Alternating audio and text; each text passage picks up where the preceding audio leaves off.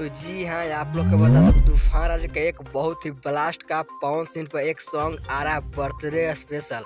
कौन सा सॉन्ग किस चैनल पर आएगा सब कुछ आगे बताएंगे। उससे पहले अगर आप लोग मेरे चैनल पर नया है और तूफान राज जी को सच्चे वाले फैंस हैं तो इस वीडियो को दिल से लाइक करके चैनल को सब्सक्राइब जरूर करें। तो आइए बिना समय लेते हुए इस वीडियो को स्टार्ट कर देते हैं। तो सबसे पहले मैं आप लोग को बता दूं कि जो तूफान राज का न्यू सॉन्ग आने वाला पवन सिंह के जन्मदिन पर, तो उन सॉन्ग का भी पोस्टर नहीं आया, लेकिन आप लोग को बता दूं कि इसका पोस्टर आज आ सकता है या कल आ सकता है। लेकिन मुझे पूरी उम्मीद है कि आज इसका पोस्टर आ जाएगा और इस सॉन्ग को कल सुबह में रिलीज किया जाएगा तूफान राज ऑफिशियल यूट्यूब चैनल के माध्यम से 3 तारीख को। और 3 तारीख को पवन सिंह का बर्थडे मनाएंगे तूफान राज। तो आप लोग कितना एक्साइटेड हैं सॉन्ग को सुनने के लिए अपनी राय कमेंट बॉक्स में जरूर दें।